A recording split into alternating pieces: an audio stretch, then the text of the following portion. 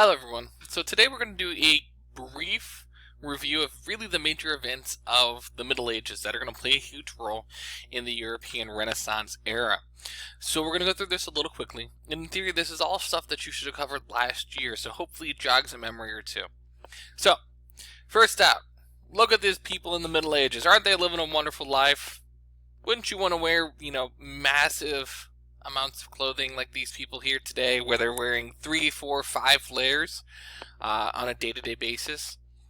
Now, really, this is not indicative of the vast majority of people in Europe during this time, as these people are going to be very affluent during this period. This is going to be life for the more average person during the Middle Ages. There's a lot here in this image to look at. Hopefully a few things that stand out to you are we have the presence of the sisters over here. There's a very strong presence in the church during this time period. We have some people down here who are dying, it looks like, of starvation, as you can see the ribs in their corpse right there. There's really just a lot going on in the Middle Ages, and not a lot of it's really pleasant. Unfortunately, there are a lot of really cataclysmic events that take place during the Middle Ages, but they really set us up for this era of rebirth that is the Renaissance. So, reviewing briefly, life in the Middle Ages is not particularly present. If you remember from last year, there was this thing called feudalism, where oftentimes a person would be born, live out their life, and die on the same plot of land that their family never actually owned, but was owned by a noble lord. The average life expectancy was around 31 years old, which is crazy. Now, actually, I should update that. I'd officially be dead by now because I am older than 31 years old, which shows you that the original script for this PowerPoint is a few years old. The infant mortality rate, so the odds that a person does not live past infancy, was roughly 30%. That's now less than 1% now in the modern day today in the United States. The vast majority of the people who were peasants lived in poverty. You had a strong authority of the papacy, which is the Pope in Rome. And we also started to see the rise of nations that we are very familiar with today, places like England, France, Spain, etc. So, let's lay this out. So this is a diary experience of someone who might have lived during the Middle Ages. Now, this is actually done as kind of more of a parody type experience, as no one would experience all of this in a single day. But, take a moment and pause the video and just read through this. There's a lot here. Some key features to pull out would be the plague-stricken children, people beating themselves with iron-studded leather whips. It's called, penitents, people who just literally beat themselves for their sins. Flagellants, that's the official word for it. You had people who were dying at a really young age. You had this game people were playing where they nailed a cat to a post in the middle of the town and they beat it with their heads. And then lastly, at the end, the raid on the castle itself. Again, not normal for a day-to-day experience of an individual, but these are all things that potentially could have happened during the Middle Ages. It's really a crazy period of time. Alright, so let's focus on the big topics here. First up is feudalism. Feudalism is the key centerpiece of the Middle Age experience. So hopefully this is something you remember from back in the day. But at the top of the feudal system is a king. The king really doesn't have a lot of power. It's the nobility where everything is really based. The nobles swear an oath of allegiance to the king, but the nobles are the ones who are collecting taxes, they're the ones who are administering justice, they're the ones who are raising armies, they're really doing everything that is needed for a country. Underneath them are knights who would serve fealty to a noble and serve to protect them, and underneath those are your peasants who would just live their life on that chunk of land. They would farm, not get to keep the vast majority of what they actually farm because they had to pay into either taxes to their lord or pay it as a tax to the church, and then die around 30 years old. And the next generation would do the same. So that's the core centerpiece of the Middle Age experience, is this feudal life. Outside of that, we have things like the Black Death. It is the pandemic of all pandemics. The bubonic plague reached Europe in its biggest form in the mid-14th century. Now, there had been earlier bouts of the bubonic plague popping up in Europe in much more remote areas. We do see it pop up in Constantinople a few hundred years prior, and while it did damage to the city, it never really spread to the rest of Europe all that much. But when it arrives in the mid-14th century, 1340s to 1350s, originally out of the city of Genoa in Italy, it wreaked havoc on Europe. And by the time it was done, roughly a third of the population of Europe was dead. A third. That's crazy. We've never seen anything like that before. Things were so terrible during this time period that 25 million people had died, and we actually started seeing people assume that this was the end of the world. This was the apocalypse. And here's a song for it. Gonna kill you in a few days. A pandemic so severe, Black Death caused such horror and fear, and there ain't no cure for that, girl. You'll be dead in no time flat, girl. You get across necrosis from the Yersinia pestis, and it makes your tongue a black, girl. Gonna bury you out and back, girl. Ooh, fleas on rats, fleas on rats. Ooh, fleas on rats, fleas on rats. Alright, we're not going to watch that entire video. Feel free to watch it in the original PowerPoint if you choose to do so. The only issue I have with the video, other than it existing, is that it really wasn't fleas on rats at this point. We are now fairly certain it's actually fleas on gerbils, as you see on the screen here. But the plague hit, it was devastating. This was not an uncommon experience to see people going around on a daily basis where you could just drop off the dead bodies of your family members, because there were always going to be that many to dispose of. So, in this time period of the bubonic plague, we also see the imagery of these individuals. Does anyone have a clue who these are? Oh, wait. You probably do. These are the four horsemen of the apocalypse. This imagery, because people thought it was the end of the world, was becoming predominant around Europe during this time. This was the end times. Crazy enough, though, this is only one of the three really big events of the Middle Ages that kind of set the stage for this next era of human history. When the plagues came in, they killed off a third of Europe. And it's really interesting is that a lot of people then decided, I'm going to move to a city instead, because jobs were opening up in these cities, because the people who once had them died. And since cities were hit quicker and more deadlier than rural areas, there were a lot of opportunities for people.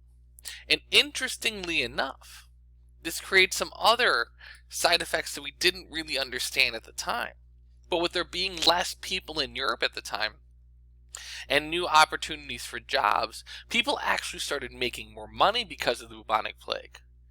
There was a demand for labor, and people were willing to pay more to fill that demand. On the flip side of that, nobles, having seen a huge loss of their population, tried to get more and more wealth away from the peasants who stayed in the countryside. And when they did that, the peasants became so frustrated they started revolting. So we have cities growing and becoming more prosperous because of the bubonic plague, and we have rural areas and peasants revolting against their nobles because of the plague, and this is going to be important for the future dynamics of Europe. Well, our next major event is going to be the 100 Years' War. Really, this is taking place before the plague, right into the start of the plague. But we're kind of summing these three events all together. I'm not going to go into a huge detail about what's happening in the whole politicking between the French and the English in the 100 Years' War.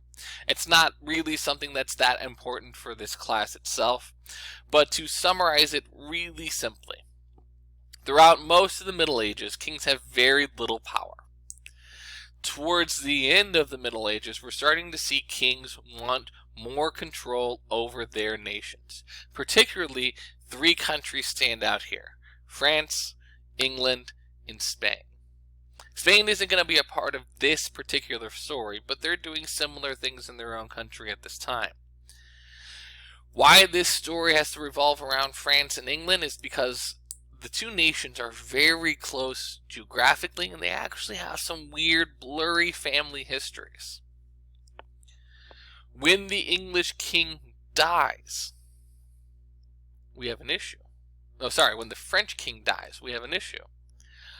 Because his family originally came from France. And if you remember from last year, William the Conqueror was a French person who came to England, conquered the British Isles, and declared himself King of England.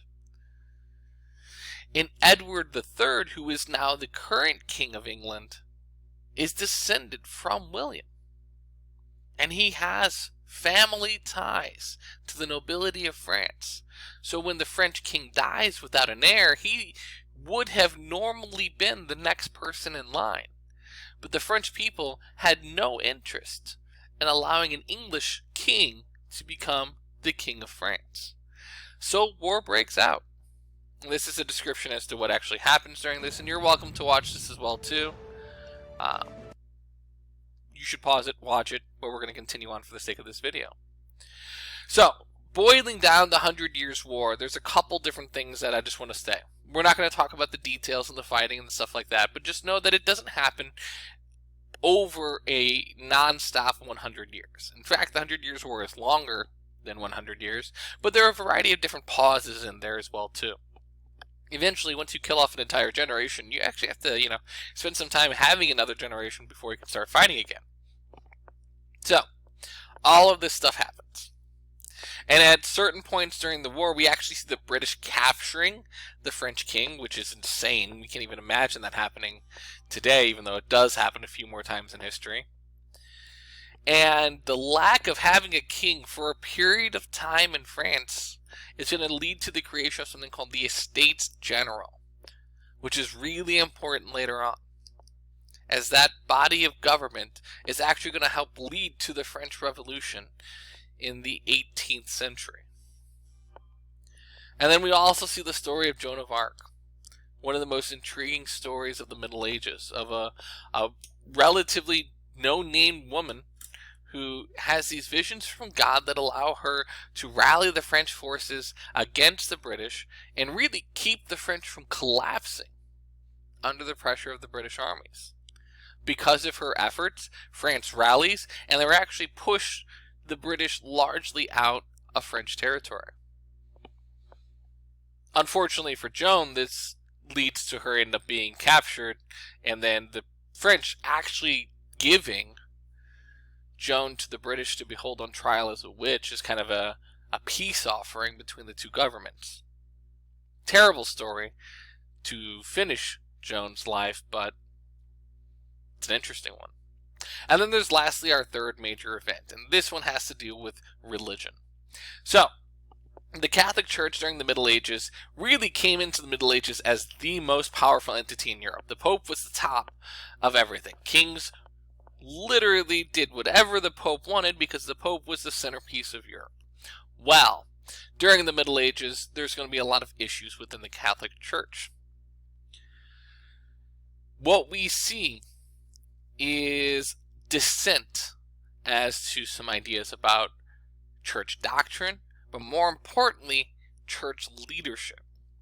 And this is going to lead to our third great event called the Great Schism. After electing a pope named Pope Clement V, Clement decided to move the papacy to France. And when he did this, it created a split in the Catholic Church. There were Italian cardinals at the time who wanted the papacy to stay in Rome.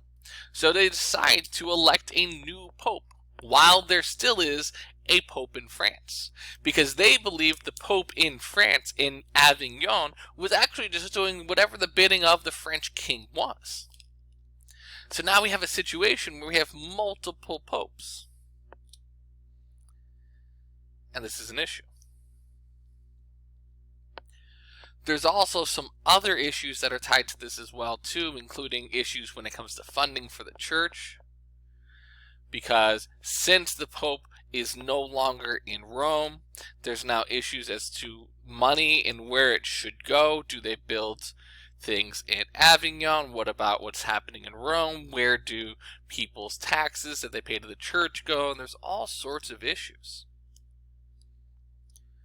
Not to mention the fact that kings that are not French are like, wait, how is it fair that the French get to host the papacy when we don't get to? And kind of the key with it being in Italy is that there was no king in Italy. The different states were all divided. Kind of like how we have Washington, D.C. being a city where it's the capital, but there's no state that owns D.C. That was kind of the situation with the Pope being in Rome at the time, since the Italian city-states were divided amongst themselves. So there's really a lot of struggles here. And it's just laying out for everyone to see some of the issues that existed within the church. So we have our great Pope fight, as I like to describe it. So we have now multiple different popes. Since we have our Pope in Avignon, we have a new Pope elected in Rome, Pope Urban VI, who is Italian. He's like, I'm going to keep the papacy here in Rome. This is going to pose a bit of a problem because Clement is still around in Avignon. He's still living, still the Pope, so now we have two. So as this continued to cause additional issues in Europe now, because which Pope is the real Pope, we see a compromise made. Compromise is, by various cardinals in the church, both of these popes will step down and we will elect a third Pope. Problem is neither pope agreed to step down, so they will elect a third pope, a Pope Alexander V, and now there are three different popes, and officially Europe is in chaos. Religiously, the Catholic Church is in turmoil. So what do you do with a scenario where you have three popes? And this just brings to light some of the issues. Now eventually we do start to see resolution to this. In fact, the Holy Roman Emperor, who, for all intents and purposes you don't need to know by name, decides that this is dumb. And he raises an arm and he goes down to Rome and says, both of you will resign to the two popes that are in Rome. And they're like, well, we don't want to. It's like, all right, well, then I will kill you with my giant army that's sitting outside of Rome. So they both decide to resign. And he goes up to Avignon and he does the same thing with Pope Clement. You will resign. And they're like, well, I don't want to. It's like, oh, well, then my army's going to kill you. So then Pope Clement resigns. And then from there, the church is able to elect a new pope to really bring everything together. But this is a terrible moment in church history, because we're now starting to see dissent in the church. And after this, we start to see people starting to say, well, if the church can be wrong about the pope, can they be wrong about other things? And enter John Wycliffe and John Huss. Two different individuals in different parts of Europe. Wycliffe is in England, Huss is in the Holy Roman Empire. And they have very similar ideas, even though they have very little correspondence amongst themselves. Both of them argue largely that the clergy should just be happy with clothes and food. They believe that the clergy had become corrupt with power and wealth. And that being a good person should matter more than what level in the church you are. Because according to them, clearly being higher up in the church rank does not mean you're actually a good person. Look at all these stories of what's happening in the clergy right now. And that in general, the church itself had become corrupt and no longer represented the best interests of people. Well, this is clearly going to turn out well for these two people. If you have any idea of how the church during this time period handled people who dissented against their opinions, then you would know what's about to happen. They're going to die. Unfortunately. John Huss is excommunicated and then burned at the stake as a heretic. Luckily, Wycliffe died before the church really got a hold of him, but they did decide to dig his body back up, burn it at the stake as a heretic after he was already dead. So, what does this mean for Europe? Well, after the whole situation with the Great Schism, we now have a variety of different people who start to question whether or not the church would have as much power as it did. And kings will be like, hey, you know what? How about the Pope have less power, and we'll step in and fill in the blanks for them. So the church is going to lose a lot of its authority in Europe. And kings are going to step in and take it. And we're going to see that birth of modern nations like a France and an England after the 100 Years' War. Like a France that now has a powerful monarch. And an England that is now not going to just be focused on itself, but also building an empire. We're going to be looking at a Spain under Ferdinand and Isabella that are really trying to control the entire peninsula in which they're in. So these nations are coming into existence. So all of this is leading us to really what happens at the start of the Renaissance. And that's why I just wanted to take a moment and go through these things. So remembering that it's the bubonic plague, the Great Schism, and the 100 Years' War, these three major events that are leading us to what will eventually become the Renaissance in Europe. Thank you. You guys have a great day, and I'll talk to you soon.